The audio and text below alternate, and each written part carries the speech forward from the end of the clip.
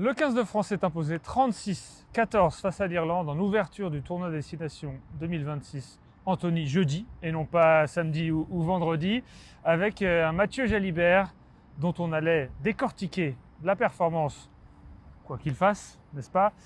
Et cette performance à décortiquer, elle est plutôt positive, avec notamment un essai, encore une passe pour Atis Ogbe qui plonge en coin à la dernière seconde. On a vu du bon ou du très bon Jalibert selon toi?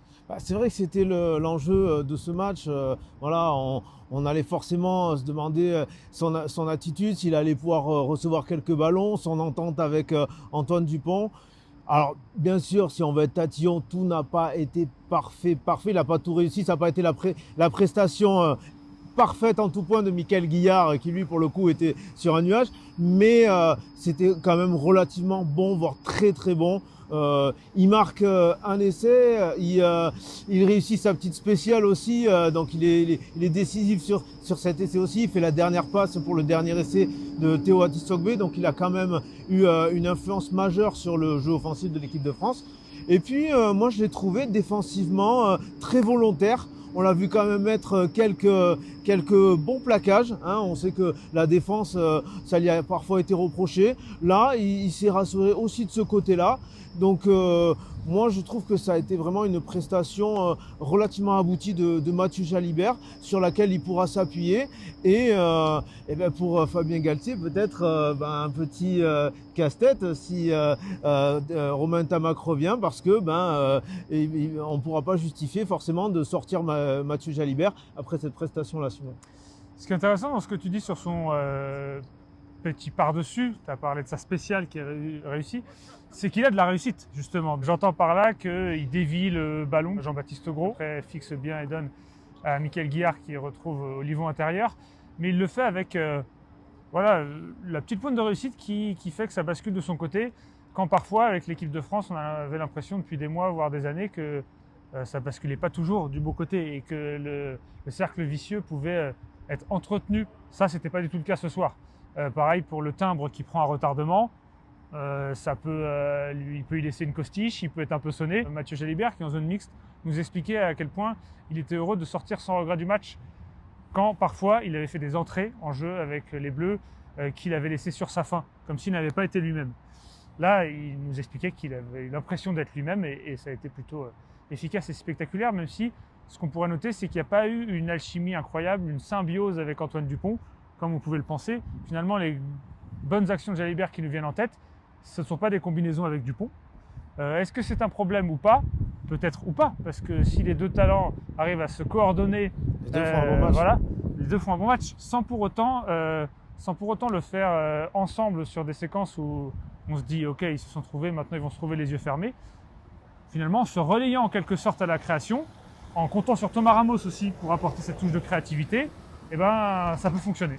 Et pour terminer vraiment sur une note positive sur Mathieu Jalibert, c'est que c'est là où on voit qu'il est vraiment très en confiance avec l'UBB. C'est que même quand il a raté des petites choses, il aurait pu douter, sachant son passé avec l'équipe de France. Et ben non, il est resté dans son match, il a suivi son fil conducteur. Et bien il en a pris, puisque la dernière action de toute façon c'est celle qui fait marquer un essai. Donc voilà, il n'a jamais douté. Et ça c'est très très bon, je pense, pour lui pour la suite. Et pour conclure, si tu dis que ça peut faire des maux de tête à Fabien Galtier et ça peut nous donner encore moult articles à écrire, on en est ravis, c'est que selon le Midi Olympique, Romain Tamac sera en mesure de postuler pour le prochain match de l'équipe de France face au Pays de Galles. Bon courage. Voilà, bon courage à Fabien Galtier pour trancher. La France s'est imposée avec de la marge jeudi au Stade de France face à l'Irlande, 36-14. Une belle victoire, bonifiée. Mais si on veut être un petit peu tatillon, il y a eu un petit trou d'air en deuxième période, 2 essais encaissés qui font que le succès qui aurait pu être vraiment total ne l'a pas été tout à fait, Simon. Oui, et ça va au-delà du fait d'être tatillon à mon avis, parce que quand le score est passé de 29-0 à 29-14, on a vu encore les Irlandais dans les 22 mètres français, voire même au niveau des 5 mètres, avec la possibilité donc de revenir à 29-21, de nous offrir une dizaine de minutes de la fin quelques sueurs froides si on se place dans la peau de supporters français dans le Stade de France que vous voyez derrière nous. Donc c'était quand même notable ce changement. On a pu penser, ce changement de physionomie de rencontre, on a pu penser qu'elle allait basculer cette rencontre. Et c'était notable et brutal. Parce que c'était quasiment parfait en première période.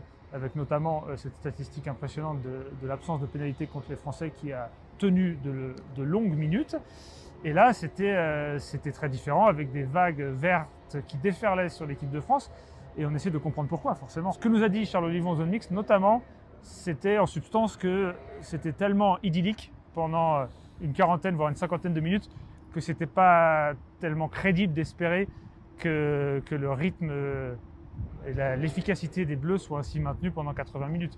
Il fallait qu'il y ait cette sorte de rebond des Irlandais et peut-être ce léger coup de mou qui était en quelque sorte inévitable pour les Français. Alors c'est vrai que quand on voit la France mener 29-0 contre l'Irlande, on se dit c'est incroyable, c'est quand même l'Irlande en face qui a remporté 2 fois le tournoi récemment. On se dit aussi que c'est une petite Irlande, oui, comme alors, on se doutait. C'était une Irlande diminuée. Fabien Galtier qui vide son banc d'un coup parce que le bonus est acquis. On se dit que la victoire elle est acquise aussi. Et c'est vrai que fatalement, peut-être il y a eu un petit relâchement en disant bon ben voilà, le contrat est rempli, on va peut-être baisser un petit peu de pied et c'est vrai que là les Irlandais nous ont rappelé que ils sont les Irlandais, ce n'est pas le Pays de Galles, c'est une équipe qui est quand même un peu plus dangereuse et que si on dessert un tant soit peu les taux, eh bien comme on l'a fait, l'Irlande en a profité pour marquer 2 essais. Au final c'est passé, ça a été un avertissement peut-être sans frais mais un avertissement quand même. Et un avertissement qui nous permet de questionner ce choix, tu l'as dit, vider le banc. 6 changements d'un coup. Est-ce que c'était vraiment pertinent, le côté bombe squad? Peut-être que sur les avants, on peut le penser, même si on peut émettre des doutes. Sur les 3/4, c'était peut-être également dû à une mesure de précaution. On a vu que Yoram Moefana avait commencé le match sans strap, et au moment où il est sorti, il en avait un au genou gauche. Ceci peut expliquer cela, parce que je pense que Calvin Gourg, c'était pas forcément prévu qu'il joue une demi-heure. Peut-être que 15-20 minutes façon France-Australie, avec peut-être à nouveau une percée aussi impressionnante de sa part, c'était ce qui était envisagé. Voilà, tout ça c'est un peu mélangé, mais avec du recul, on se dit qu'échelonner les changements aurait peut-être été plus pertinent. D'un autre côté, si le sang frais apporté de manière aussi absolue avait porté ses fruits, on aurait dit l'inverse. Ça, c'est le grand classique de nos débriefs à chaud. C'est vrai que tu le dis, Simon, cette entrée façon bombe squad, l'Afrique du Sud le faisait souvent pour changer le match ou quand le score était proche pour apporter quelque chose. Là, ça a changé le match. Et là, on avait le sentiment que c'était, on fait tourner parce que voilà, on a gagné, le score il est là, donc allez-y les gars, vous avez bien battu, on peut faire souffler. Et c'est vrai que dans la dynamique, ça donnait cette impression-là. Et on l'a vu, peut-être aussi que le banc a peut-être pas apporté non plus tout ce qu'on pouvait attendre, puisque il y a eu quand même ce relâchement et ces 2 essais d'un coup.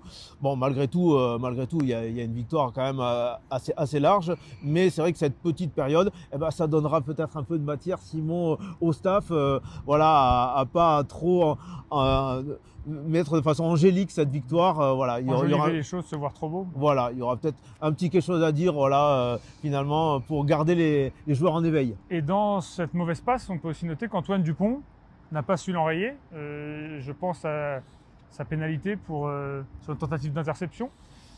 Globalement, autant en première période, j'ai trouvé qu'il avait su mettre la tête sous l'eau des Irlandais en dynamisant beaucoup à un moment où ça piochait physiquement du côté du 15 du trèfle. Autant là, par rapport à son standing et son influence sur le jeu, on aurait pu penser qu'il serait capable de mettre la main sur le ballon, peut-être pour endiguer le réveil irlandais. Nicolas Deporter aussi a été un petit peu, je trouve, moins bon dans cette période. Il fait un en avant qui permet aux Irlandais d'avoir un temps fort. Il perd un ballon au sol également. Et ce qui peut être positif pour les Français, c'est aussi qu'Antoine Dupont revenait depuis 11 mois et que ça avait une tête de match de retour de sa part, je trouve. Une tête de match très bon, voire excellent, et qui sera peut-être excellentissime dans quelques jours, quelques semaines, peut-être ici même derrière nous pour un France-Angleterre où la locution est lâchée, le grand chelem sera peut-être en jeu.